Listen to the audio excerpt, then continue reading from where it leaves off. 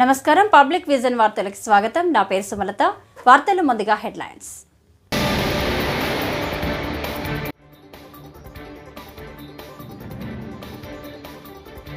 ఆంధ్రప్రదేశ్లో నిర్మాణ రంగం అభివృద్ధిపై దృష్టి సారించామని చంద్రబాబు నాయుడు స్పష్టం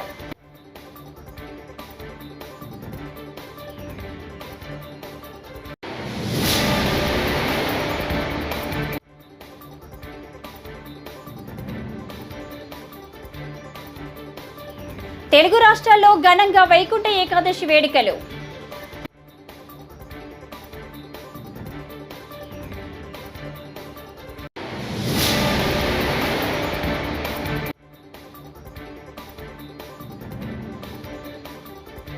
బీజేపీ అధికారంలో ఉంటే రిజర్వేషన్లు ఉండవు షర్మిల విసూర్లు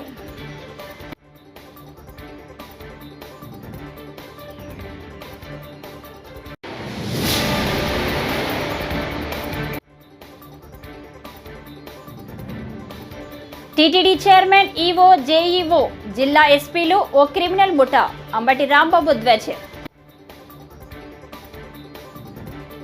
ఇక డీటెయిల్స్ చూస్తే ఆంధ్రప్రదేశ్లో నిర్మాణ రంగం అభివృద్ధిపై దృష్టి సారించామని ఆంధ్రప్రదేశ్ ముఖ్యమంత్రి నారా చంద్రబాబు నాయుడు స్పష్టం చేశారు. నిర్మాణ రంగంపై 34 లక్షల మంది ఆధారపడి ఉన్నారని తెలిపారు. ఉచిత ఇసుకతో నిర్మాణ రంగానికి ఊతమిచ్చామన్నారు. నిర్మాణ రంగం నిరంతరం జరిగే ప్రక్రియ అని సీఎం చంద్రబాబు నాయుడు అభివర్ణించారు. నారెడ్కో, క్రెడాయి వంటి సంస్థలు ముందుకు రావాలని ఈ సందర్భంగా ఆయన పిలుపునిచ్చారు. రియల్ ఎస్టేట్ రంగంలో సమస్యల పరిష్కారానికి కృషి చేస్తున్నామని చెప్పారు. వైసీపీ పాలనలో నిర్మాణ రంగం పూర్తిగా దెబ్బతిందని తెలిపారు. నిర్మాణ రంగానికి తాము ఊతమిచ్చామని ఆయన వివరించారు. మేము ఒకటి ఆలోచిస్తున్నాం, మౌలిక సదుపాయాలకు ఎక్కువ పెద్దపీట వేస్తున్నాం, నాలెడ్జ్ ఎకానమీకి ముందుకు పోతున్నాం. ఈరోజు ఆంధ్రప్రదేశ్ రాష్ట్రాన్ని మీరు ఒక్కసారి చూస్తే తీర ప్రాంతం ఉంది, అనేక పోర్ట్లు వచ్చే అవకాశం ఉంది. భవిష్యత్తులో పోర్ట్ లెడ్ మ్యానుఫ్యాక్చరింగ్ ఎకానమీ వస్తే ఎకానమీ భూమి పరిస్థితి వస్తుంది. నిన్నటి వరకు రామాయంపట్నం చూశారు, మామూలు ప్రదేశం. ఈరోజు ఆ రామాయంపట్నంలో ఒక పోర్ట్ వస్తూ ఉంది. అదేవిధంగా బీపీసీఎల్ అయితే 70-80 వేల కోట్ల రూపాయలు పెట్టి రిఫైనరీ తీసుకొస్తున్నారు. వాళ్ళు వచ్చిన తర్వాత ఇంకా కొంతమంది వచ్చి భవిష్యత్తులో రామాయంపట్నం ఒక ఇండస్ట్రియల్ టౌన్షిప్గా తయారయ్యే పరిస్థితి వస్తుంది. ఎందుకు నేను ఈ మాట చెప్పానంటే, ఆంధ్రప్రదేశ్ మొత్తం 1000 కిలోమీటర్లు తీర ప్రాంతం ఉంది. పోర్ట్లు డెవలప్ చేస్తే, మ్యానుఫ్యాక్చరింగ్ ప్రాధాన్యత ఇస్తే బ్రహ్మాండమైన అభివృద్ధి జరిగే పరిస్థితి వస్తుంది. ఒక 50,000 కోట్ల రూపాయలు నేషనల్ హైవేస్ వర్కులు జరుగుతున్నాయి. ఒక 60,000-70,000 కోట్ల రూపాయలు రైల్వే పనులు జరుగుతున్నాయి. ఈరోజు చెన్నై నుంచి కలకత్తా వరకు ఇప్పుండే డబుల్ లేన్ రైల్వే లైన్ని 4 లేన్స్ చేస్తున్నారు. ఇది కానీ జరిగితే లోకల్ ట్రైన్స్ అన్ని వస్తాయి, కనెక్టివిటీ పెరుగుతుంది, లాజిస్టిక్స్ ఇంప్రూవ్ అయ్యే అవకాశం వస్తుంది.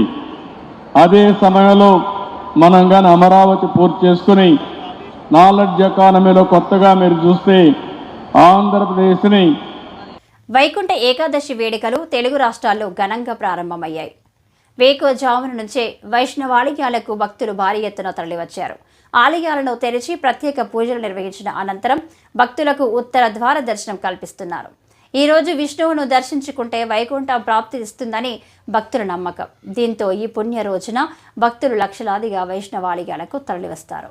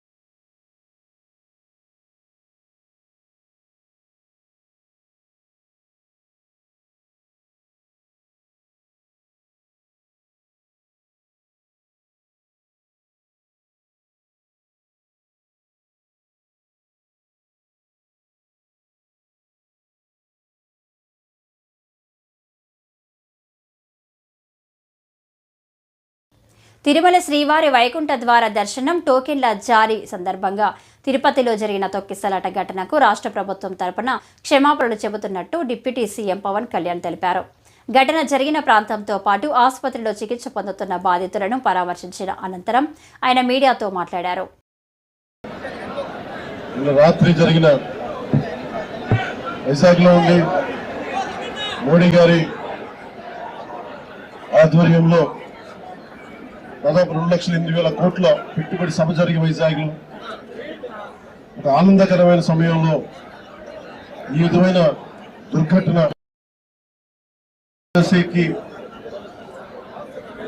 మొత్తం నలుమూలల నుంచి దేశం నలుమూలల నుంచి ప్రత్యేకించి తెలంగాణ, కర్ణాటక, తమిళనాడు, ఆంధ్ర అన్ని ప్రాంతాల నుంచి భక్తులు అమితంగా తరలి వచ్చారు ఇక్కడికి. ఇది మొదటిసారి కాదు, ఇది గత దశాబ్దాలుగా ఎప్పుడు జరుగుతూ ఉంది. ఎందుకు ఈ దురదృష్టకరమైన సంఘటన జరిగింది అనేది మొత్తం మాట్లాడాను. సంఘటన స్థలానికి వెళ్ళాను. అలాగే ఇప్పుడు వచ్చి ఎవరైతే గాయపడ్డారో వారందరినీ పేరు పేరున పరామర్శించాం. వారి ఆవేదన అర్థం చేసుకున్నాం. ఒకటే చెప్పాను, రాష్ట్ర ప్రభుత్వం తరపు నుంచి మనస్ఫూర్తిగా తప్పు జరిగింది, బాధ్యత తీసుకుంటున్నా. క్షమాపణలు రాష్ట్ర ప్రజలందరికీ, వెంకటేశ్వర భక్తులందరికీ, ఏడుకొండలవాడి భక్తులందరికీ, హైందవ ధర్మాన్ని నమ్మిన ప్రతి ఒక్కరికి, క్షతగాత్రులైన వారికి, ప్రతి ఒక్కరికి, ప్రాణాలు కోల్పోయిన వారికి, వారి కుటుంబాలకి, స్నేహితులకి. ప్రపంచంలోనే అత్యంత పవిత్రమైన క్షేత్రంగా ఉన్న తిరుపతిలో తొక్కిసలాట ఘటనపై సీఎం చంద్రబాబు తీసుకున్న చర్యలు హైడ్రామాను తలపిస్తున్నాయని మాజీ మంత్రి వైఎస్ఆర్సీపీ గుంటూరు జిల్లా అధ్యక్షుడు అంబటి రాంబాబు ఆరోపించారు. తిరుపతి తొక్కిసలాట ఘటనకు బాధ్యులైన TTD chairman, EO, JEO, Tirupati ఎస్పీలపై చర్యలు తీసుకునే ధైర్యం చంద్రబాబుకు లేదని అన్నారు. ఒకటిగా భావిస్తున్నటువంటి శ్రీ శ్రీ శ్రీ వెంకటేశ్వర స్వామి దేవాలయం, దానికి సంబంధించినటువంటి 7 కొండలు మన ఆంధ్రప్రదేశ్లో ఉండటం అనేది చాలా గర్వించదగింది, చాలా గొప్ప విషయంగా నేనే కాదు, దేశంలో ప్రతి వారు కూడా దాన్ని చెప్పుకుంటారు. ఎక్కడన్నా దూర ప్రాంతాలు వెళ్ళినప్పుడు మాది ఆంధ్రప్రదేశ్ అంటే మేము ఒకసారి వచ్చామండి, తిరుమల శ్రీ వెంకటేశ్వర స్వామిని దర్శించుకున్నాము, ఎంత అద్భుతమైనటువంటి భగవంతుడు, ఎంత గొప్ప దేవుడు, ఎంత చక్కని ప్రదేశము, ఎంత చక్కగా దేవాలయాన్ని అక్కడ ఉన్నటువంటి టీటీడీ ధర్మకర్తలు, టీటీడీ బోర్డు సభ్యులు ఎంత చక్కగా గొప్పగా దాన్ని చూసుకుంటున్నారు పవిత్రంగా అనేటువంటి మాట అనేక సందర్భాల్లో మనం వింటూ వస్తున్నాం. అలాంటి అత్యంత పవిత్రమైన, ప్రపంచంలో గొప్ప దేవాలయాల్లో ఒకటి అయినటువంటి తిరుమల తిరుపతి దేవస్థానంలో ఏదైనా చిన్న విషయం జరిగినా అది చాలా ఇబ్బందికరంగా మనము భక్తులు ఫీల్ అవుతాం. దురదృష్టం, ఊహకందనటువంటి అంశం, మొన్న తిరుమల తిరుపతి దేవస్థానానికి సంబంధించినటువంటి వైకుంఠ తిరుమల శ్రీవారిని పలువురు సినీ రాజకీయ ప్రముఖులు దర్శించుకున్నారు. వైకుంఠ ఏకాదశి సందర్భంగా కేంద్ర మంత్రి రామ్మోహన్ నాయుడు, ఏపీ శాసనసభ speaker Ayyanna Patrudu, deputy speaker Raghuramakrishnaraju, మంత్రులు అనిత, సవిత, కొలుసు పార్థసారథి, నిమ్మల రామానాయుడు, తెలంగాణ డిప్యూటీ స్పీకర్ బట్టి విక్రమార్క, మంత్రి పొన్నం ప్రభాకర్, సినీ నటుడు రాజేంద్ర ప్రసాద్, బండ్ల గణేష్, బ్యాడ్మింటన్ కోచ్ పుల్లెల గోపీచంద్ తదితరులు వెంకటేశ్వర స్వామిని దర్శించుకున్నారు.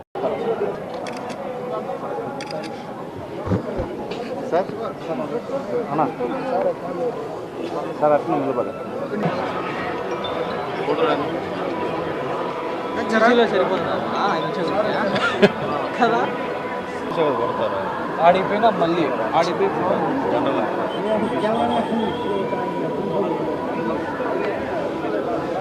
ఏడా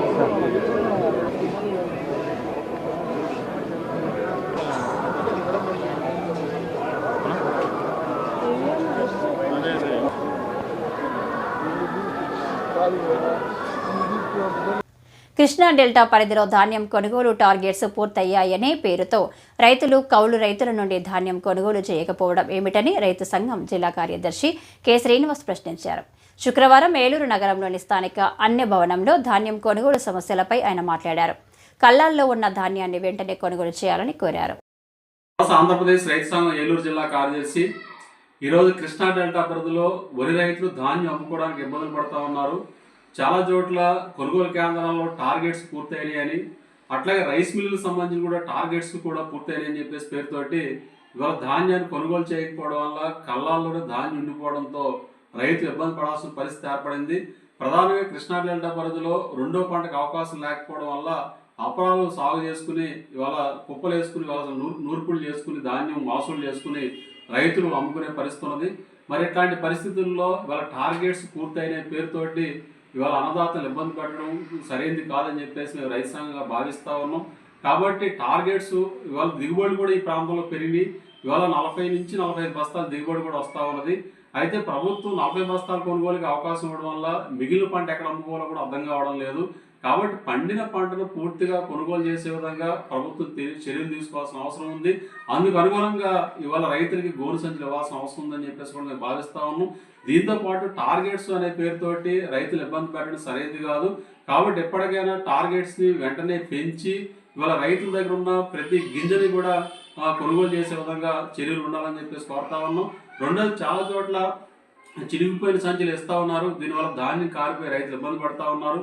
కాబట్టి ఈ ధాన్యం కొనుగోలులో ఈ చివరి దశలో ఎప్పటి వరకు మేము డబ్బులు సకాలంలో ఇచ్చాము, బ్రహ్మాండంగా ఇచ్చాము, ధాన్యం కొనుగోళ్ళు సక్రమంగా చేసామని చెప్పేసి ఒకవైపు ప్రభుత్వ అధికారులు గొప్పగా చెప్పుకుంటా ఉన్నారు. కానీ ఇప్పటికీ ధాన్యం కొనుగోలులో రైతులు అనేక సమస్యలు ఎదుర్కోవాల్సిన పరిస్థితి వస్తూ ఉన్నది. కాబట్టి ఇప్పుడు మిగిలిన ధాన్యాన్ని ప్రధానంగా కృష్ణా డెల్టా పరిధిలో పెదపాడు, దెద్దులూరు, ఏలూరు మండలాల పరిధిలో ధాన్యాన్ని కొనుగోలు చేయడం కోసం వెంటనే చర్యలు తీసుకుని కల్లాలను ధాన్యాన్ని మిల్లులు తరలించే విధంగా ప్రభుత్వం చూడాలని అధికారులు శ్రద్ధ తీసుకోవాలని చెప్పేసి మీరు కోరుతూ ఇవాళ టార్గెట్స్ పెంచి రైతుల దగ్గర ఉన్న ధాన్యాన్ని కొనుగోలు చేయాలి. లేని పక్షంలో రైతులు సమీకరించి ఆందోళన చేపడతామని చెప్పి ఈ సందర్భంగా మేము తెలియజేస్తాము. ఎన్టీఆర్ జిల్లా Vijayawada west division 7 police station పరిధిలో సంక్రాంతి సందర్భంగా కోడి పందాలు నిర్వహిస్తే చర్యలు తప్పవని డీసీపీ రామకృష్ణ అన్నారు. గురువారం ఇబ్రహీంపట్నం పోలీస్ స్టేషన్లో ఏర్పాటు చేసిన సమావేశంలో ఆయన మాట్లాడుతూ సంక్రాంతి పండుగను సాంప్రదాయంగా జరుపుకోవాలని ప్రజలకు సూచించారు. ఎక్కడైనా కోడి పందాలు నిర్వహిస్తే చర్యలు తప్పవని అన్నారు. ఇప్పటికే కొంతమందిని బైండ్ ఓవర్ చేయడం జరిగిందన్నారు. ఈ వెస్ట్ జోన్ పరిధిలో 7 పోలీస్ స్టేషన్స్ కలవు. వీటిలో ఎక్కడైనా కూడా ఈ సంక్రాంతి సందర్భంగా పేకాట్ల బర్రెలు కానీ అలాగే కోడిపందాల బర్రెలు కానీ చేస్తే ఊరుకునేది లేదు. వాళ్ళ మీద చట్ట ప్రకారం కఠినమైన చర్యలు తీసుకుంటాం. మీకు ఏదైనా ఇన్ఫర్మేషన్ ఏదైనా ఉంటే మాకు పాస్ ఆన్ చేయండి. మీ వివరాలు కూడా గోప్యంగా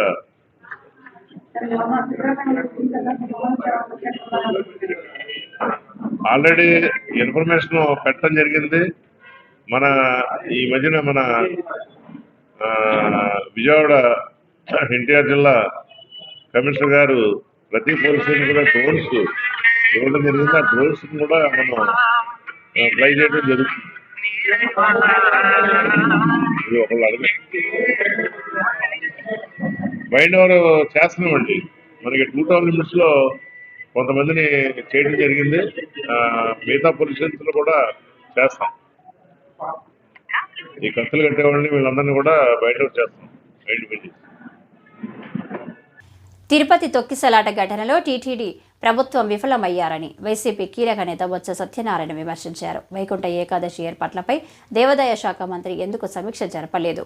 జరిగిన ఘటనపై క్షమాపణ చెబితే సరిపోతుందా?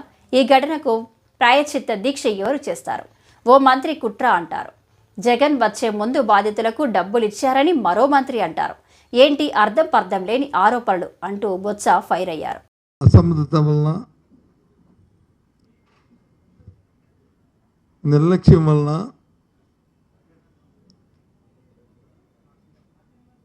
6 నిండు ప్రాణాలని బలిగొన్న మైనం మనందరికీ తెలుసు. ఈరోజు ఈ వైకుంఠ ఏకాదశి నాడు ఆ దేవదేవుని దర్శించుకోవడానికి లక్షలాది మంది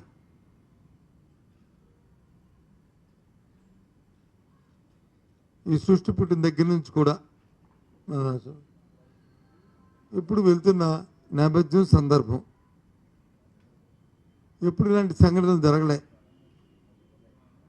ప్రజాస్వామ్యం వచ్చిన తర్వాత ఎన్నో ప్రభుత్వాలు వచ్చాయి, ఎప్పుడు కూడా ఇలాంటి సంఘటనలు జరగలే. కేవలం మానవ తప్పిదనం వల్ల, ప్రభుత్వ నిర్లక్ష్యం వల్ల, వాళ్ళ తాలూకు అనాలోచితమైన దురుద్దేశాల వల్ల జరిగిన కార్యక్రమం. 6 చనిపోవడం, 40 మంది క్షతగాత్రులు అవ్వడం నిజంగా చాలా బాధాకరమైన అంశం ఇది విషయం. అయినప్పటికీ నేను చూసాం, ముఖ్యమంత్రి గారు వెళ్ళారు, వారితో పాటు వారి తాలూకు బృందం, మంత్రులు ఒక 6 మంత్రులు, వారితో పాటు వారి డిప్యూటీ ఉప ముఖ్యమంత్రి మరి బృందం అంతా కూడా వెళ్ళి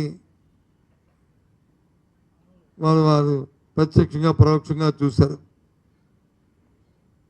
బీజేపీ అధికారంలో ఉంటే రిజర్వేషన్లు ఉండవని ఏపీ కాంగ్రెస్ అధ్యక్షురాలు వైఎస్ షర్మిల ఆరోపించారు. బీజేపీ అధికారంలో ఉంటే రాజ్యాంగాన్ని మారుస్తారని మండిపడ్డారు. అంబేద్కర్ కోసం కాంగ్రెస్ నేతలు మాట్లాడితే బీజేపీ నేతలు తట్టుకోలేకపోతున్నారని అన్నారు. ఇవాళ విశాఖపట్నంలో వైఎస్ షర్మిల పర్యటించారు. ఈ సందర్భంగా షర్మిల మీడియాతో మాట్లాడుతూ పార్లమెంటులో కేంద్ర హోంమంత్రి అమిత్ షా అంబేద్కర్ను అవమానించారని మండిపడ్డారు. ఇటీవల కాలంలో మనం అందరం చూసాం, పార్లమెంటులో నిండు సభలో అమిత్ షా గారు సాక్షాత్తు హోమ్ అఫేర్స్ మినిస్టర్ అంబేద్కర్ గారి గురించి ఎంత హేళన చేసి మాట్లాడారో చూసాం. ఒకసారి మళ్ళీ ఎల్ఈడీలో ఒకసారి ప్లే చేస్తాం. मान्यवर अभी एक फैशन होगा, है आम्बेडकर आम्बेडकर आम्बेडकर आम्बेडकर आम्बेडकर आम्बेडकर। इतना नाम अगर भगवान का लेते तो 7 जन्मों तक स्वर्ग मिल जाता, अच्छी बात है. అంబేద్కర్ అంబేద్కర్ అంబేద్కర్ అని మాట్లాడడం ఫ్యాషన్ అయిపోయింది అని అమిత్ షా గారు స్వయంగా అంటం జరిగింది. దానికి అందరూ బీజేపీ ఎంపీలందరూ నవ్వటం జరిగింది. ఇది అంబేద్కర్ గారిని హేళన చేయడం కాకపోతే ఏమిటి అని కాంగ్రెస్ పార్టీ ప్రశ్నిస్తుంది. అంబేద్కర్ గారు గురించి మాట్లాడితేనే మీకు అంత తట్టుకోలేకపోతున్నారే, కాంగ్రెస్ పార్టీ అంబేద్కర్ గారి జపం చేస్తుంది అన్నట్టు మీరు మాట్లాడుతున్నారే, అసలు అంబేద్కర్ గారి జపం కాంగ్రెస్ పార్టీ ఎందుకు చేయకూడదు అని అడుగుతున్నాం. కాంగ్రెస్ పార్టీ అంబేద్కర్ గారిని రాజ్యాంగం రాసే టీం కి అధ్యక్షుడిగా పెట్టి ఆయన రాసిన రాజ్యాంగాన్ని ఆమోదించింది కాంగ్రెస్ పార్టీ. అంబేద్కర్ గారు రాసిన రాజ్యాంగమే ఈ రోజు మన దేశంలోని ప్రజాస్వామ్యాన్ని కాపాడుతుంది. అంబేద్కర్ రాసిన రాజ్యాంగమే ఈ రోజు మన దేశంలోని ప్రతి ఒక్కరికి, అడల్ట్ గా ఉన్న ప్రతి ఒక్కరికి ఓటు హక్కునిస్తుంది. అంబేద్కర్ గారు రాసిన రాజ్యాంగమే ఈ రోజు ఇన్ని భిన్న మతాలు, కులాలు, భాషలు ఉన్న భారతదేశాన్ని ఒక్కటిగా ఉంచేది ఆ రాజ్యాంగం. ప్రభుత్వ విధానాలు ఎలా ఉండాలి, రాష్ట్రమైనా ఒక కేంద్రమైనా ఎలా ఫంక్షన్ అవ్వాలి, ఇలాంటివన్నీ చెప్పింది అంబేద్కర్ గారు రాసిన రాజ్యాంగమే. ఈ రోజు ఈ దేశంలో ప్రతి ఒక్కరు సమానంగా, స్వేచ్ఛగా, సగౌరవంగా బతుకుతున్నారు అంటే దానికి కారణం అంబేద్కర్ గారు రాసిన రాజ్యాంగమే. మరి అలాంటి అంబేద్కర్ గారి గురించి మేము జపం చేస్తే మాత్రం తప్పేంటి, మీరు ఎందుకు జపం చేయటం లేదు, మీరెందుకు మాట్లాడడం లేదు అని కాంగ్రెస్ పార్టీ ప్రశ్నిస్తుంది. ఈ రోజు అంబేద్కర్ గారు గురించి మాట్లాడితేనే మీకు అంత తట్టుకోలేకపోతున్నారే, మీరు రాజ్యాంగాన్ని కాపాడతారని గాని, రిజర్వేషన్లు మీరు ఇంకా బ్రతికిస్తారని గాని సామాన్య ప్రజలు ఎలా నమ్మాలి? అంబేద్కర్ గారంటే ఎవరండి? అంబేద్కర్ గారంటే బడుగు బలహీన వర్గాల వాళ్ళ జీవితాలలో వెలుగులు నింపినవాడు. అంటరానితనం ఈ రోజు మన దేశంలో లేదు అంటే దానికి కారణం అంబేద్కర్ లాంటి నాయకులు. ఈ రోజు ప్రపంచమే భారత రాజ్యాంగాన్ని ఇంత గౌరవిస్తుంది అంటే దానికి కారణం అంబేద్కర్ గారు. మరి అలాంటి అంబేద్కర్ గారిని మీరు అవమానిస్తూ, హేళన చేస్తూ నిండు సభలో, పార్లమెంటులో ఇంత ఘోరంగా మాట్లాడుతుంటే సామాన్య ప్రజలు గమనిస్తూ. డిప్యూటీ సీఎం పవన్ పిఠాపురం నియోజకవర్గం పర్యటనలో భాగంగా రాజమండ్రి, కాకినాడ ఏడీబీ రోడ్డు పనులను శుక్రవారం పరిశీలించారు. కాకినాడ తూగో కలెక్టర్లు ప్రశాంతి, షాన్ మోహన్ ఆయనకు పనుల గురించి వివరించారు. 5 ఏళ్లలో ఈ మార్గంలో 378 రోడ్డు ప్రమాదాలు జరిగి 178 మందికి పైగా ప్రాణాలు కోల్పోయినట్లు సమాచారం కాగా, గేమ్ చేంజర్ ఈవెంట్ నుంచి వెళ్తూ రోడ్డు ప్రమాదంలో యువకులు చనిపోగా ఈ ఘటనా స్థలాన్ని పరిశీలించారు.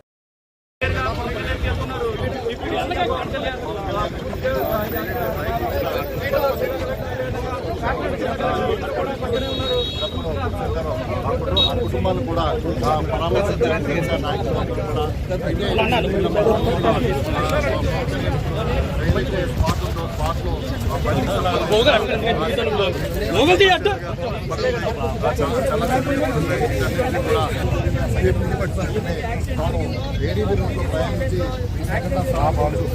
రోడ్డు పరిస్థితి కూడా ఎలా ఉందో పవన్ కళ్యాణ్ అదే రోజు ప్రకటించారు. అందరూ భాగంగానే ఈరోజు ఇక్కడికి వస్తూ పవన్ కళ్యాణ్ ఇక్కడ ఈ ఘటనా స్థలాన్ని ఎవరైతే పరిశీలించారు. మొత్తం ఈ ప్రమాదం ఎలా ఉంది అది ఏడీలు. భారత కమ్యూనిస్టు పార్టీ ఏలూరు ఏరియా సమితి ఆధ్వర్యంలో పేద ప్రజలకు ఇంటి స్థలాలను పెంచి తక్షణమే అందజేయాలని ఏలూరు మండల తహసీల్దార్ కార్యాలయం వద్ద శుక్రవారం ధర్నా కార్యక్రమం నిర్వహించారు. ఈ సందర్భంగా సిపిఐ రాష్ట్ర కార్యదర్శి వర్గ సభ్యులు డేగ ప్రభాకర్ మాట్లాడారు. పేదవాడి సొంత ఇంటి కోసం కూటమి ప్రభుత్వం చర్యలు చేపట్టాలన్నారు. నమస్కారం. డేగ ప్రభాకర్, సిపిఐ రాష్ట్ర కార్యదర్శి వర్గ సభ్యులు. జగన్మోహన్ రెడ్డి గారు 32 లక్షల మందికి ఇళ్ల స్థలాలు ఇచ్చేస్తున్నాను జగనన్న కాలనీలు అని చెప్పేసి ఆ రోజు ప్రకటన చేశారు. ఆ రోజే కమ్యూనిస్ట్ పార్టీ చెప్పింది నువ్వు ఇచ్చే పట్టణంలో సెంటు, పల్లెలో సెంటున్నర ఏమీ సరిపోదు. పట్టణంలో కనీసం 2 సెంట్లు, పల్లెల్లో 3 సెంట్లు ఇస్తే న్యాయం జరుగుతుంది. ఆయన కమ్యూనిస్ట్ పార్టీ మాట పెడచెవిని పెట్టి ఆయన పద్ధతిలో ఆయన ఇచ్చాడు. 3.5 ఏళ్ల నుంచి ప్రజల పక్షాన నిరంతరం ఈ సమస్య పరిష్కారం చేయమని కొట్లాడింది కమ్యూనిస్ట్ పార్టీ. పట్టణంలో 2 సెంట్లు, పల్లెల్లో 3 సెంట్లు ఇల్లు కట్టుకోవడానికి 5 లక్షలు ఇమ్మని. దాంతో కూటమి ప్రభుత్వం ఎన్నికల సందర్భంగా కమ్యూనిస్ట్ పార్టీ డిమాండ్స్ని యాక్సెప్ట్ చేసింది. అంటే 5 లక్షలు మాత్రం 4 లక్షలు చేసింది. మేము ఆనాటి నుంచి ఈనాటికి 5 లక్షల మీద నిలబడ్డాం. గతంలో సచివాలయాల దగ్గర ఆందోళన చేశాం, దరఖాస్తులు పెట్టించి పేదలతోటి. ఇవాళ ఎంఆర్ఓ కార్యాలయాల దగ్గర రాష్ట్రం మొత్తం మీద కమ్యూనిస్ట్ పార్టీ అట్లాగే వ్యవసాయ కార్మిక సంఘం సంయుక్తంగా ఆందోళన చేస్తూ ఉన్నాయి. అంటే ప్రజలు గ్రహించాల్సింది ఏమంటే వాళ్ళ సమస్యల పరిష్కారానికి నిరంతరం పోరాడేది కమ్యూనిస్ట్ పార్టీ అనేది మాత్రం ప్రజలు గుర్తించాల్సి ఉంది.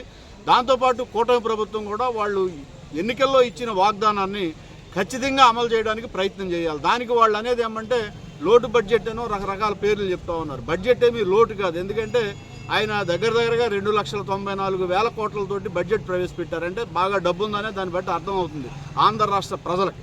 కాబట్టి కూటమి ప్రభుత్వం ఇచ్చిన హామీని ఖచ్చితంగా అమలు చేయాలని కమ్యూనిస్ట్ పార్టీ డిమాండ్ చేస్తూ, దాంతోపాటు టిట్కో ఇళ్ళు ఏవైతే ఉన్నాయో ముందు టీడీపీ ప్రభుత్వం అప్పుడే దాన్ని ప్రారంభించారు, చాలా భాగం కంప్లీట్ అయినాయి. వాటిల్లో కూడా 3,60,000 మంది ఉన్నారు. వాళ్ళకు కూడా తక్షణం ఆ టిట్కో ఇళ్ళు అందించడానికి అప్పగించడానికి కావాల్సిన ప్రయత్నం కూటమి ప్రభుత్వం చేయాలని, లేకపోతే వ్యవసాయ కార్మిక సంఘం కమ్యూనిస్ట్ పార్టీయే కాకుండా ఈ సమస్యల మీద ఎవరెవరు కలిసి వస్తారో అందరినీ కలుపుకొని ఈ ఉద్యమాన్ని మరింత ఉధృతం చేయడానికి సిద్ధంగా ఉన్నామని చెప్పేసి ప్రభుత్వాన్ని హెచ్చరిస్తా ఉన్నాం. మద్యానికి డబ్బులు ఇవ్వకపోవడంతోనే భార్య శ్రీలక్ష్మి, కుమార్తె గంగోత్రిలను గంగాధర్ రెడ్డి హత్య చేశాడని రూరల్ సీఐ వెంకటరమణ తెలిపారు. బుధవారం సాయంత్రం స్థానిక రూరల్ పోలీస్ స్టేషన్లో నిర్వహించిన మీడియా సమావేశంలో ఆయన తెలిపారు. ఈ సందర్భంగా మాట్లాడుతూ తొండూరు మండలం టి తుమ్మలపల్లి గ్రామంలో భార్య, కుమార్తెలను హత్య చేసిన కేసులో నిందితుడిని అరెస్టు చేసి రిమాండ్కు పంపడం జరిగిందన్నారు. నిన్నటి దినము తొండూరు మండలం టి తుమ్మలపల్లి గ్రామంలో భర్త భార్యను మరియు కూతుర్ని మర్డర్ చేయడం జరిగింది. అందులో తాను మద్యానికి బానిసై ఎప్పుడు భార్యను, పిల్లలను డబ్బుల కోసం వేధిస్తూ డబ్బులు ఇవ్వలేదనే ఉద్దేశంతో తాగి రాత్రి 1-2 గంటల మధ్యలో ఉన్న మరణ ఆయుధాలను ఉపయోగించి తలపైన బలంగా కొట్టడం వల్ల కూతురు మరియు భార్య చనిపోవడం జరిగింది. కేసు కట్టి దర్యాప్తు చేసి అందులో ముద్దాయిని ఈరోజు తుమ్మలపల్లి గ్రామ శివారులో చింతకొండ రోడ్లో అరెస్ట్ చేయడం జరిగింది. అరెస్ట్ చేసి ముద్దాయిని రిమాండ్కు తరలించడం జరుగుతుంది. అదే ఆ అమ్మాయి ఇంకా చనిపోలేదనే ఉద్దేశంతో అక్కడున్న కొడవలు తీసుకొని గొంతు కూడా కోసాడని చెప్పి తను ఒప్పుకున్నాడు. కాబట్టి అతన్ని ఈరోజు అరెస్ట్ చేసి రిమాండ్ చేస్తాం.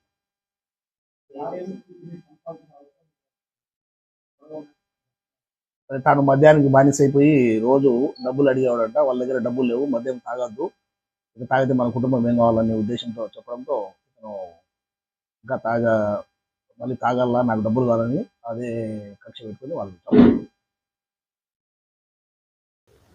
ఈ వార్తలు ఇంతటితో సమాప్తం. నమస్కారం.